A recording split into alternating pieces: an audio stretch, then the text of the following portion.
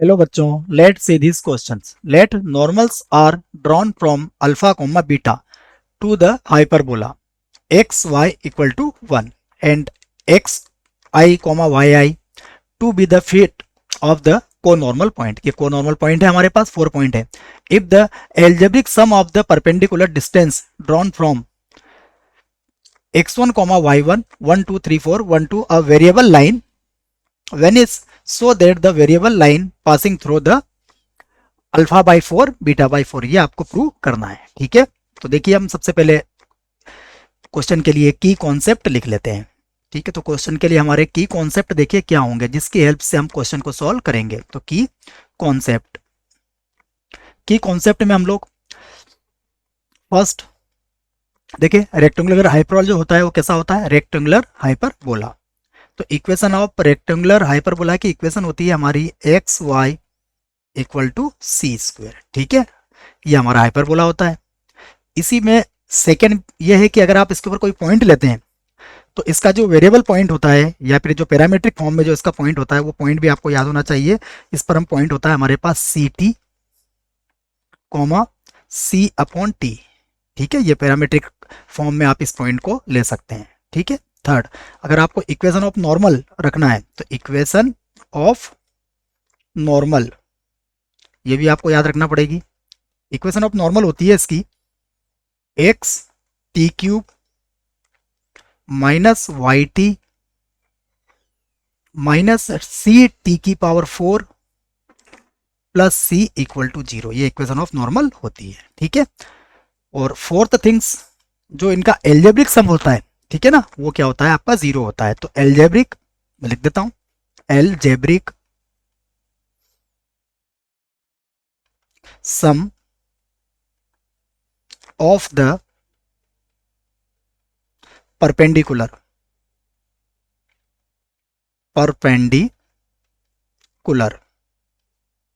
ये क्या होता है हमारे पास 0 होता है. ठीक है, तो ये 4 थिंग्स है. अब सॉल्व करते हैं देखिए इस क्वेश्चन को.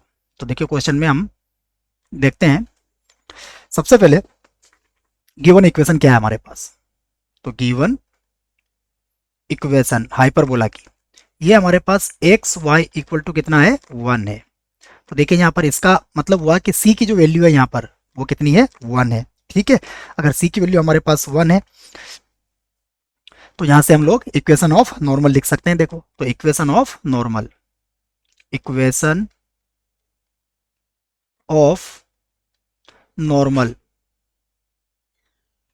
देखो क्या हो जाएगी बच्चों, ये होगा हमारे पास सी की वैल्यू हमारे पास 1 है और हमने की कॉन्सेप्ट में इसका फार्मूला लिख लिया है. तो ये होगी हमारे पास x t cube minus y t minus t power 4 plus 1 equal to 0. ठीक है, तो आप इसका साइन चेंज कर सकते हैं. और देखिए ये जो नॉर्मल है आप क्वेश्चन पढ़िएगा, ये अल्फा और बीटा से को सेटिस्फाई करेगा. ठीक है, तो इसको अल्फा और बीटा से आप सेटिस्फाई करवा सकते हैं और मैं इसका साइन भी बता रहा हूँ और अल्फा बीटा से इसको सेटिस्फाई भी करवा रहा हूँ. ठीक है ना, तो ये अल्फा और बीटा से हम क्या करेंगे, इसको सेटिस्फाई करवा देंगे. ठीक है, तो ये हमारे पास बन जाएगा टी पावर 4 माइनस एक्स की वैल्यू अल्फा रख रहा हूं मैं, अल्फा टी क्यूब. ओके, फिर हो जाएगा हमारे पास प्लस ये हो जाएगा बीटा टी एंड माइनस 1. ठीक है, तो हमने पास ये इक्वेशन 2 हो गई हमारे पास. ठीक है, अब देखिए अगर हमें इसके पॉइंट लेना है तो पॉइंट भी हमने देख लिए कि अगर इसके फुट पॉइंट लेंगे आप तो फुट पॉइंट में आप क्या होंगे सी टी कॉमा सी अपॉन टी. तो यहाँ सी की वैल्यू कितनी है हमारे पास, सी की वैल्यू हमारे पास कितनी है 1 है. ठीक है, तो यहाँ से हम लोग इसके फुट पॉइंट ले सकते हैं. तो फुट पॉइंट लिख लेते हैं इस बात को, फुट पॉइंट द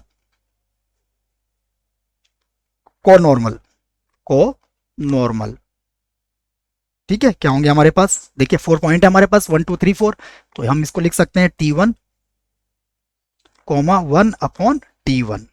ओके, देखिए सी की वैल्यू यहां पर 1 है. Similarly T2 1 upon T2. Again T3 comma 1 upon T3. And fourth point होगा हमारे पास T4 कोमा 1/T4। ये पैरामेट्रिक फॉर्म में हमारे पास होंगे। ओके, अब आप देखिए जो इक्वेशन 4 है हमारे पास, ये 4 पावर के लिए हमारे पास एक इक्वेशन है। तो 4 पावर के लिए इक्वेशन है, तो यहां पर हमारे पास कुछ रूल है जो आपको याद रखना पड़ेगा। तो इक्वेशन 2 से हम देखेंगे, तो देखो अगर हम इसके रूट जो है वो T1 T2 T3 और T4 लेने, क्योंकि 4 रूट होंगे इसके, तो सम ऑफ रूट क्या होगा इसका, T1 plus T2 plus T3 plus T4।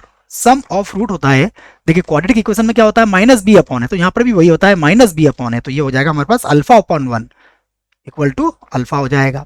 अब देखिए T1 T2 T3 T4, ये इसको हम x1 x2 x3 और x4 भी लेट कर सकते हैं, तो ये हमारे पास हो जाएगा x1 plus x2 plus x3 plus x4 equal to हो गया हमारे पास अल्फा। ये हमारे पास इक्वेशन 3 हो गई। ओके, अब देखिए नेक्स्ट हमारे पास y की वैल्यू 1/T1 है, तो 1/T1 plus 1/T2 plus 1/T3 plus 1/T4। Okay, तो देखिए ये हमारे पास हो गए 1/T1। तो जब ये फोर्थ पावर की हमारे पास इक्वेशन है, तो यहाँ पर ये बनेगा हमारे पास, देखो ये a होता है, ये b c और ये होता है d/1। ठीक है ना, ये जो फार्मूला बनता है d/1, तो d हमारे पास कितना है, यहाँ बीटा है और बीटा/1। अब ये देखिए ये जो 1/T1 1/T2 1/T3 plus 1/T4 है, ये हमारे पास y की वैल्यू है, तो हम इसी के इक्वल लिख सकते हैं y1 plus y2 plus y3 plus y4 equal to हमारे पास कितना हो जाएगा, बीटा। ओके डियर स्टूडेंट, ठीक है, ये हमारे पास थर्ड इक्वेशन का यूज ज्यादा होता है, ये फोर्थ वाली इक्वेशन है हमारे पास, इसलिए इसको कभी कभी यूज होता है। ओके, अब देखिए आप लेट द वेरिएबल लाइन, तो वेरिएबल लाइन हमें मानना पड़ेगी कुछ, तो लेट द वेरिएबल लाइन, ये हम वेरिएबल लाइन एक लेट कर लेते हैं। देखिए variable line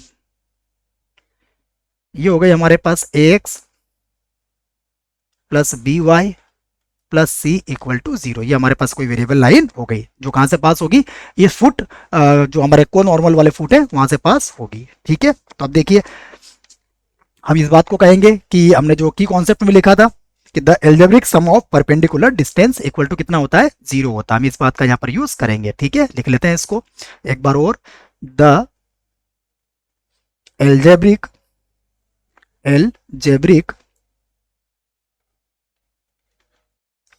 some of perpendicular distance, ठीक है, ये कितना होता है हमारे पास, 0 होता है। ठीक है, ये हमने की कॉन्सेप्ट में भी इस बात को लिख ली थी और यहां भी हम लिख रहे हैं। ठीक है, अब देखिए परपेंडिकुलर के लिए हमारे पास फार्मूला होता है, तो ये हो गया हमारे पास, तो फर्स्ट क्या बनेगा हमारे पास, देखिए मोड, ये बनेगा हमारे पास x1 y1, ये हमारे पास लाइन है। ठीक है ना, प्लस हो गया हमारे पास c और अंडर रूट हो जाएगा हमारे पास, देखिए अंडर रूट हो जाएगा a² प्लस b²। ये डिस्टेंस फार्मूला हमारे पास पॉइंट से लाइन की डिस्टेंस को ज्ञात करने के लिए। ठीक है, सेकंड हमारे पास क्या बनेगा, सिमिलरली ये होगा x2 plus y2 plus c और स्क्वायर रूट में क्या आ जाएगा हमारे पास, a² plus b²। Okay, plus third point हमारे पास है x3 plus y3 plus c और अंडर रूट में होगा हमारे पास a² plus b²। Okay, plus fourth देखिए सिमिलरली हमारे पास होगा x4 plus y4 plus c upon under root a² plus b²।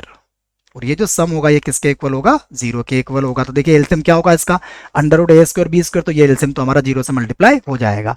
और यहाँ पर देखिए अब हमारे पास क्या क्या होगा, तो यहाँ पर x वाली टर्म में से मैं क्या करूंगा, x कॉमन ले रहा हूं मैं। देखिए जब x कॉमन लूंगा तो मेरे पास क्या बचेगा, x1 plus x2 plus x3 plus x4 और प्लस y वाली टर्म में से मेरे पास होगा y1 plus y2 plus y3 plus y4 और c हमारे पास 4 टाइम प्लस होगा तो ये कितना हो जाएगा 4c इक्वल टू 0।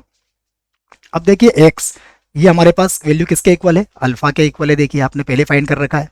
ये वैल्यू हमारे पास किसके इक्वल है, ये वैल्यू हमारे पास बीटा के इक्वल है। और प्लस कितना हो गया हमारे पास 4c इक्वल टू 0। अब देखिए क्या हम इसको 4 से डिवाइड कर सकते हैं, तो इसको 4 से डिवाइड कर दीजिए तो ये हो जाएगा x और ये बन जाएगा अल्फा बाई 4 प्लस ये होगा y और ये हो जाएगा हमारे पास बीटा अपॉन 4 प्लस हो जाएगा हमारे पास c इक्वल टू 0। तो आप देख सकते हैं कि ये जो है हमारे पास क्या है, इक्वेशन फर्स्ट जो है वो pass through alpha by 4 and beta by 4। तो हम कह सकते हैं कि ये जो passes through alpha by 4 comma beta by 4।